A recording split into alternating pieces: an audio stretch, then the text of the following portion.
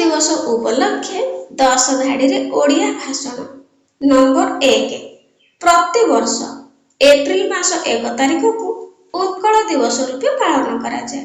Number 1936 ମସିହା April 1 ତାରିଖ ଦିନ ଆମ ରାଜ୍ୟ ସ୍ୱତନ୍ତ୍ର ଓଡ଼ିଶା ପ୍ରଦେଶ ରୂପେ ସ୍ୱୀକୃତି ଲାଭ କରିଥିଲା। ନମ୍ବର 3, ଏହି ଦିନ ଆମ ରାଜ୍ୟ ଓଡ଼ିଶା ବଙ୍ଗଳା ଠାରୁ ସମ୍ପୂର୍ଣ୍ଣ ରୂପେ ଅଲଗା ହୋଇ ସ୍ୱତନ୍ତ୍ର ରାଜ୍ୟର ମାନ୍ୟତା ପାଇଥିଲା। ନମ୍ବର 4, ଓଡ଼ିଶାକୁ ସ୍ୱତନ୍ତ୍ର ରାଜ୍ୟ ଗଠନ କରିବାରେ ମଧୁସୂଦନ ଦାସ ମୁଖ୍ୟ ଭୂମିକା ଗ୍ରହଣ କରିଥିଲେ। ନମ୍ବର 5, ଆମ ରାଜ୍ୟର ବିଭିନ୍ନ ସରକାରୀ ଓ ବେସରକାରୀ ଅନୁଷ୍ଠାନ ମାନଙ୍କରେ ଏହି ଦିବସ ଆଡମ୍ବର ସହକାରେ ପାଳନ କରାଯାଏ। ନମ୍ବର 6, ଉତ୍କଳ ସମ୍ମିଳନୀକୁ ମଧୁସୂଦନ ଦାସ ସ୍ଥାପନା କରିଥିଲେ ଏବଂ ଏଥିରେ 65 ଜଣ ସଦସ୍ୟ ଥିଲେ।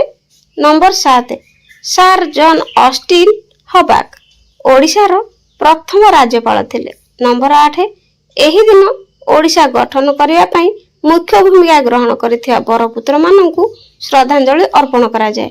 ନମ୍ବର 9, ଆମର ଜାତି, ଭାଷା ଓ ସଂସ୍କୃତିକୁ ମନେ ପକାଇବା ପାଇଁ ଏହି ଦିବସଟି ପାଳନ କରାଯାଇଥାଏ। ନମ୍ବର 10, ଉତ୍କଳ ଦିବସକୁ ପ୍ରତ୍ୟେକ ଓଡ଼ିଆ ପାଳନ କରି ନିଜକୁ ଗୌରବାନ୍ୱିତ ମନେ କରନ୍ତି।